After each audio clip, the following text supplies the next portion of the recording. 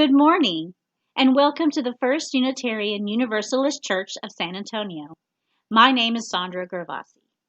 I started coming to this church about 7 or 8 years ago, and I teach religious education for our youngsters around the first and second graders. And occasionally you may see me singing with our fabulous choir. When I first started coming to this church, it was because I was seeking spiritual fulfillment among like-minded people so that I could feel uplifted and inspired. I had left my lifetime religion of Catholicism, and so now I was seeking something to fill that void spiritually. My best friend was also feeling that way, and he had heard about this church through another person, through a friend, and we decided to come. On that very first visit, we were both so moved by the sermon that we cried. And ever since then, FUU has been our spiritual family. Now we come weekly. Our weekly worship is where we connect, a place where we can share information and be inspired. But to begin this sermon, this service, let's acknowledge this geographical place where we are currently located. The home and traditional lands of the Tonkawa and Payaya peoples of the Coahuiltecan Band, original and indigenous stewards of this land. On that land is now located San Antonio, Texas, claimed as part of the United States of America.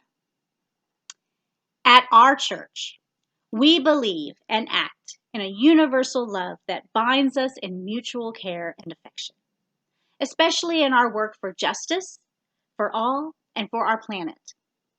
Our faith is all-inclusive, and all means all. If you are new to us or visiting for the first time today, welcome. We welcome you to sign in on the chat stream. We'd like to get to know you and follow up with you. Wherever you are on your life's journey, we hope you will find your place with us.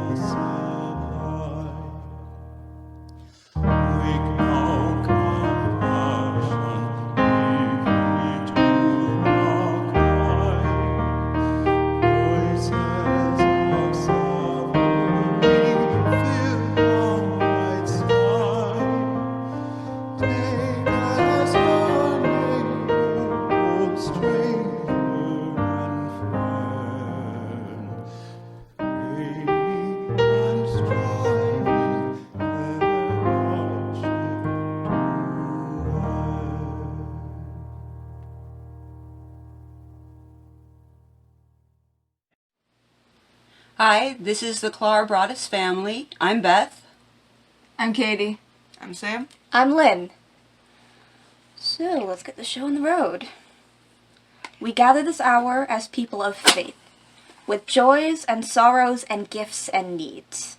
We light this beacon of hope, sign of our quest for truth and meaning, and celebration of the life we share together. We are called, as Unitarian Universalists, to build the beloved community where all are welcome as blessings, and the human family lives in forgiveness and grace, whole and reconciled. We know that this aim takes work, and so we are committed to live and behave as a community in covenant. Let's recite our covenant that articulates our guidelines and binds us together in community. The words can be found on your screen. Love is the doctrine of this church. The quest of truth is its sacrament, and service is its prayer, to dwell together in peace, to seek knowledge in freedom, to serve humanity in fellowship, to the end that all souls shall grow into harmony with the divine. Thus do we covenant with each other. We gather together in spiritual community because we need constant reminders of what matters most in life. During our December 13th Sunday service, we began examining our UU roots in the first 3 centuries of the Common Era. We considered the writings of the Hebrew and Christian Bibles, especially including the dates of the New Testament Gospels and Epistles, extending from year 50 through the early 2nd century, quite a few years after the death of Jesus. We also looked at the diversity of the Christian faith, similar to today, with many varieties of beliefs and differing distinctions regarding the meaning of Jesus' life and ministry. All we have today came from human minds and experiences, sometimes inspiring, often fallible and contradictory in the details. Let's continue today in our experience and our exploration of our Christian roots. We join together to examine how we might become creative people, committed to shaping a better world through our community efforts, such that our efforts to create a more just and equitable society becomes our central act of worship. I am grateful that you have joined with me today in this kind of worship. As a way for us to connect as a community, you're invited to share a joyful event, a sorrow or concern, by entering it on the chat stream. Please let us know what is in your heart. For ours is a welcoming community where we find connection, a spiritual community where we come fully alive. Ours is a sharing community where our joys are amplified, a caring community where our sorrows are heard and held in compassion. Especially at this time of uncertainty, may we listen more deeply and grow more involved with and connected to each other. Let us join now in silent meditation as we write our joys and sorrows on the chat screen while Jaime plays our meditation music.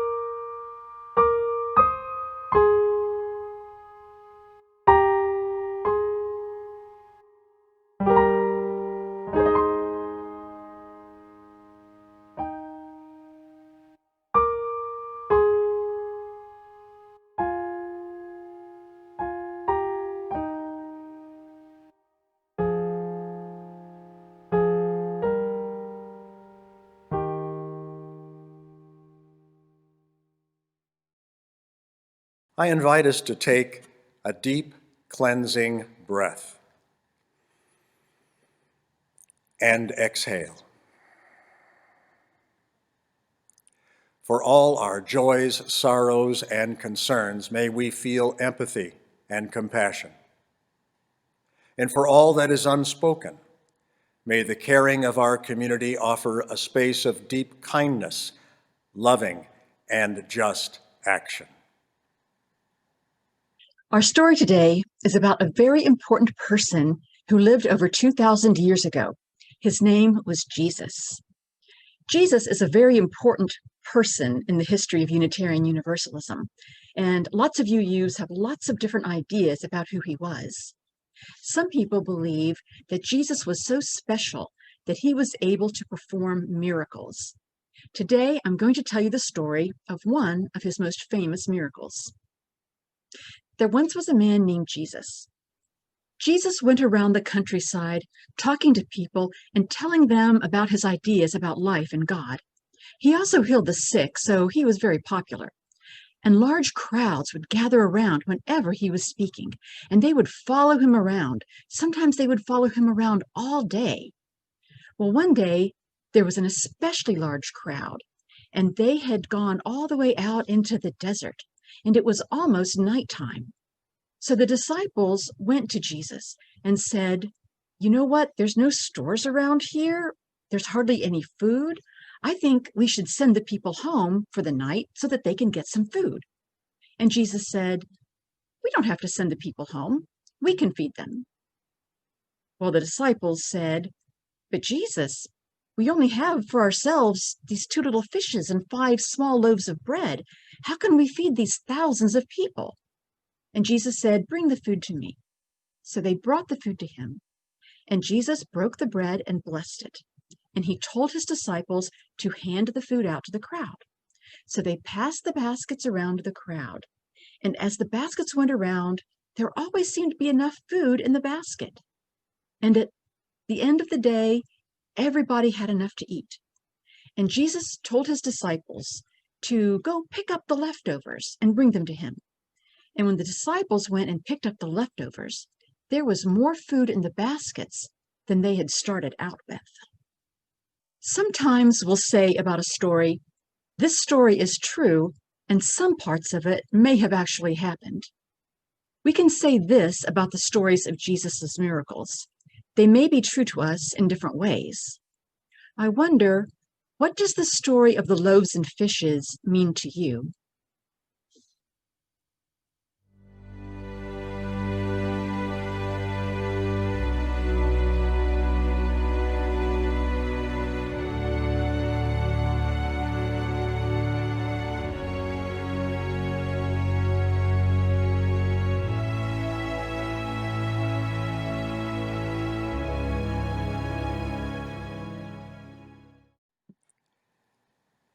It is now time for the Offertory.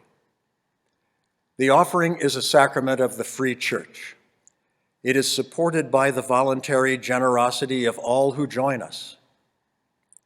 The offering will now be given and received in grateful appreciation of our shared hopes and values, which form our foundation. Our future depends on taking deeply to heart the pain and suffering to which we respond, as well as the kindness and justice we experience as a community. You may make an offering on our online giving portal through the link on the screen, or you may mail a check into our office. As we respond to this invitation, let's enjoy our musical anthem by Johnny Pena.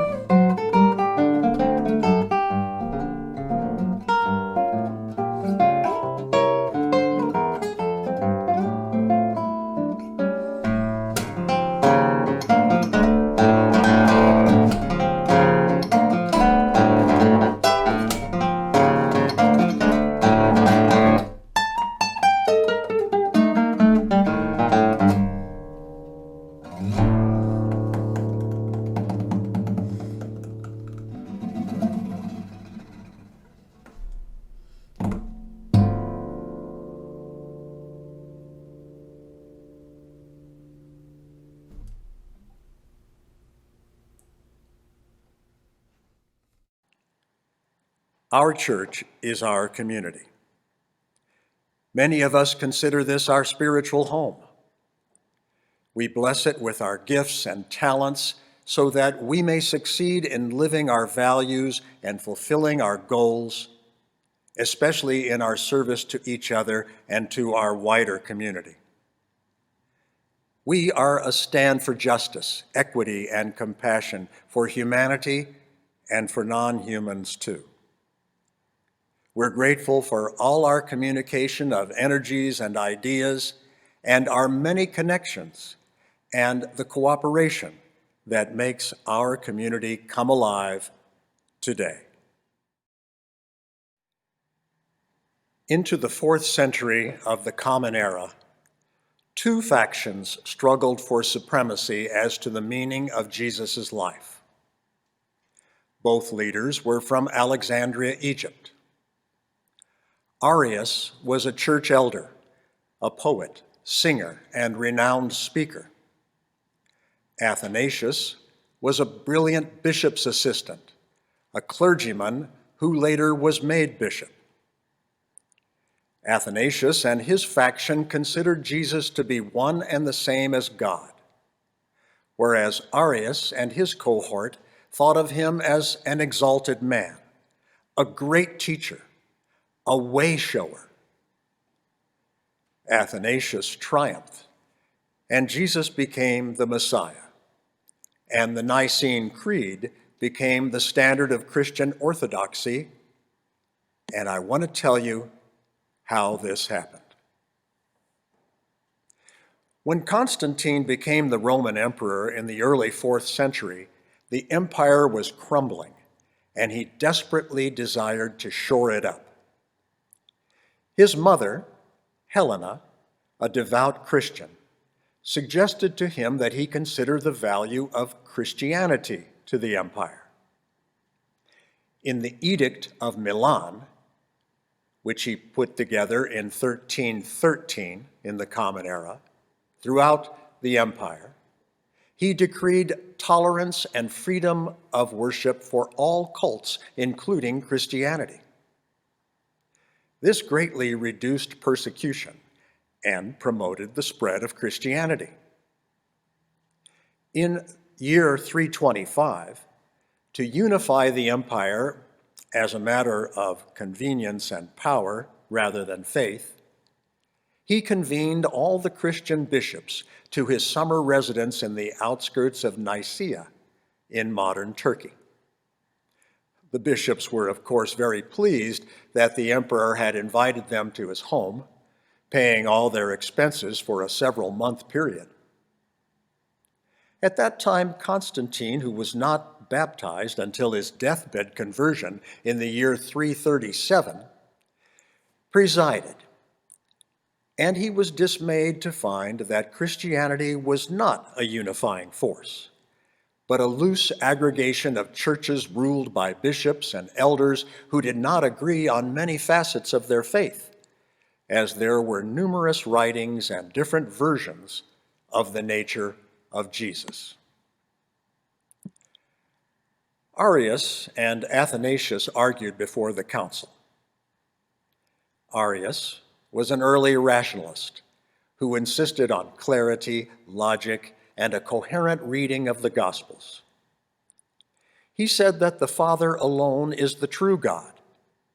And though Jesus, a divine human, was not one and the same as God. Arius and his followers held an optimistic view of the potential of humanity to make moral progress and assist in their own salvation according to the example of Jesus. Most importantly, Arians tolerated a diversity of theological perspectives without demonizing their opponents, and also declined to claim knowledge beyond human understanding. They were not supernaturalists. Athanasius supported a doctrine of the full divinity of Jesus.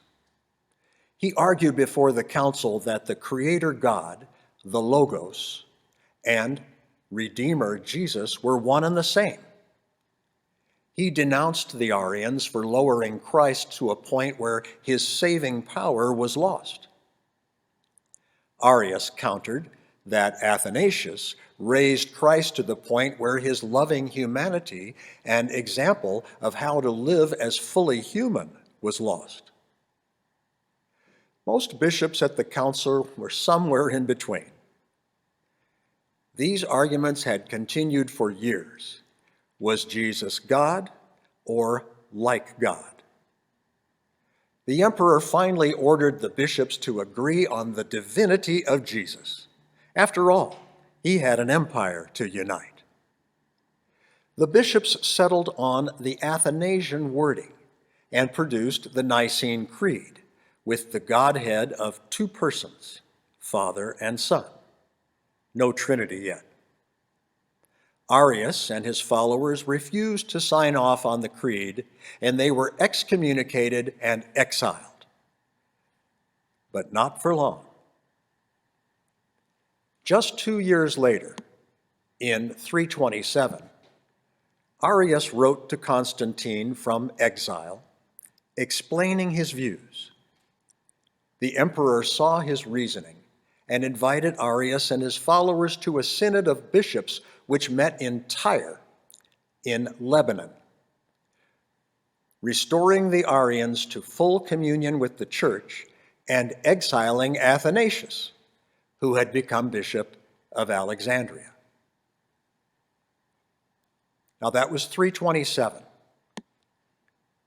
When Constantine died in 337, his empire was divided between his three sons, who conspired against each other, resulting in the ascendancy of one son, Constantius, as sole ruler, who worked to eliminate the Nicene Christian dogma. Officially, he succeeded by convening yet another council in 359, which was attended by more than 500 bishops who adopted an Arian creed. Yet, it was about 20 years later, in the year 381, yet another new Holy Roman Emperor, Theodosius, convened another council which reinstated the Nicene Creed and incorporated the Holy Spirit into a triune Godhead. Christianity became the official state religion, and Trinitarianism became its official teaching. Strong anti-Semitism resulted, as well as the persecution of heretics and the destruction of pagan temples and practice. Monotheism fell out of favor, and that common bond with Judaism. The victorious faction of the Council of 381 edited the Arian Creed of 359 out of history.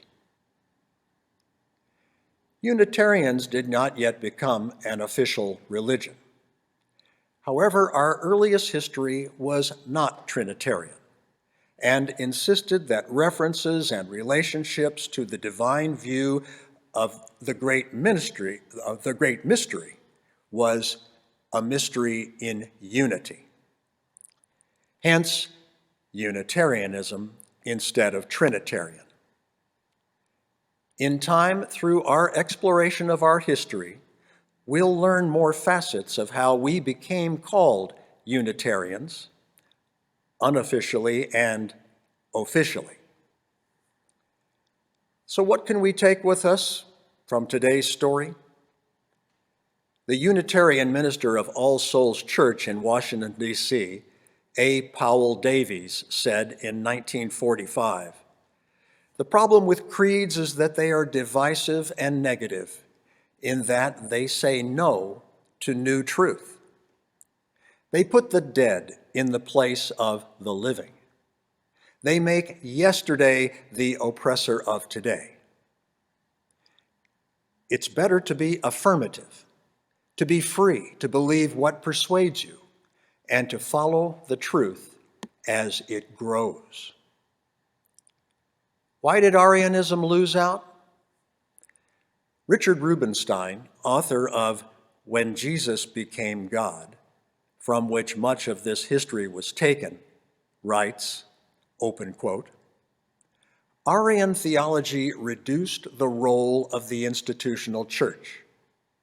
If Jesus' life and character were simply a model of behavior, the mission of the clergy would be simply to help people transform themselves," unquote. A majority of the clergy, however, chose the Athanasian path that put them in the seat of power, gave them the keys to the kingdom as the earthly representatives of a powerful, deified Christ. Today, our living faith of Unitarian Universalism is the result of many years of developments and processes since the year 381. Yet from our brief studies of our UU roots, I hope you can see that we come from rationalists who are not supernaturalists, people of fact and science, yet also with spirituality. From time to time, I will bring our history to you in Sunday services and in other ways.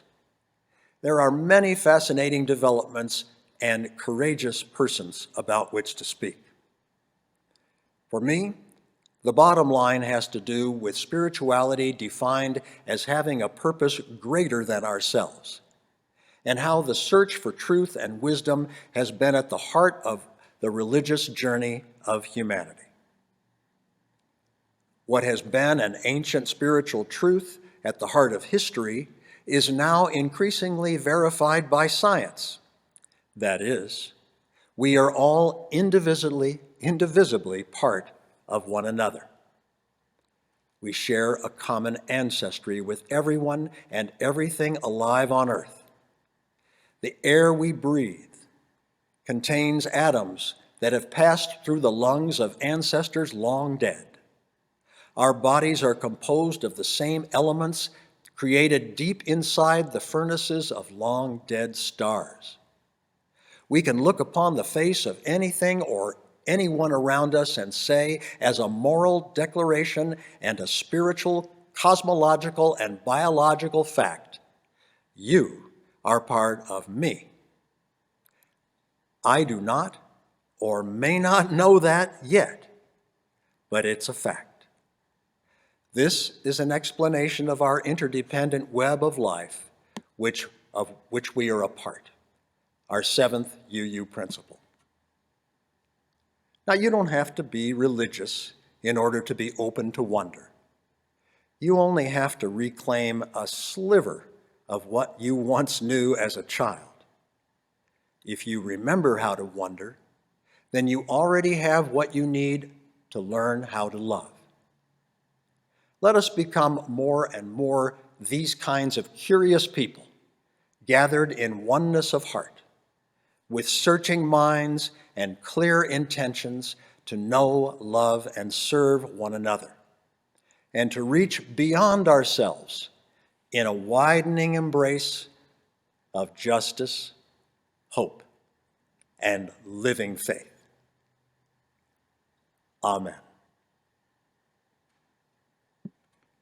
At this hinge of the year, joining 2020 and 2021, as we balance between our past and our future, we honor the roots that gave this congregation life, and we imagine the stories we have yet to write. May we know ourselves not only as a people of joy, gratefulness, and positive dreams, but also as a people of memory and a people of honor. I'd like to conclude today's worship with a story about Howard Thurman. During his tenure as Dean of Marsh Chapel at Boston University, theologian and minister Howard Thurman gave to Martin Luther King Jr. upon earning a doctorate in 1955 at BU, and his wife, Coretta Scott King, his volume on spirituals entitled Deep River. Thurman inscribed the book, "To the Kings. The test of life is often found in the amount of pain we can absorb without spoiling our joy." Thurman's commitment to a spirituality and a physicality that integrated society and to the methods of Gandhian nonviolence served as major influences in MLK's life. Born in Daytona, Florida, Thurman attended Morehouse College, earning a BA in 1923. After receiving his Bachelor in Divinity from Rochester Theological Seminary in 26, he did further graduate work at the Oberlin School of Theology and at Haverford College, where he studied under Quaker philosopher Rufus Jones. He returned to Morehouse in 1929 as a philosophy and religion professor. In 1932, he married Sue Bailey, a contemporary of King's mother, Alberta Williams King, when both women attended Spelman College. The couple relocated to Washington, D.C. when Thurman joined Howard University's faculty. 3 years later, he became the dean of Howard's Rankin Memorial Chapel, a position he held until 1943. As our benediction, I gratefully share these words of Howard Thurman. When the star of the angels is stilled, when the star in the sky, when the song of the angels is stilled, when the star in the sky is gone, when the kings and princes are home, when the shepherds are back with their flocks, the work of Christmas begins. To find the lost, to heal the broken, to feed the hungry, to release the prisoner, to rebuild the nations, to bring peace among the people, to make music in the heart. Let us enjoy the musical Postlude by Jaime and gathering afterward for our coffee hour. If you're unavailable for our after-service time of sharing and caring, I wish you well, and I hope you'll contact me or your covenant group or other members of our spiritual community soon to make a connection. I look forward to seeing many of you on Zoom.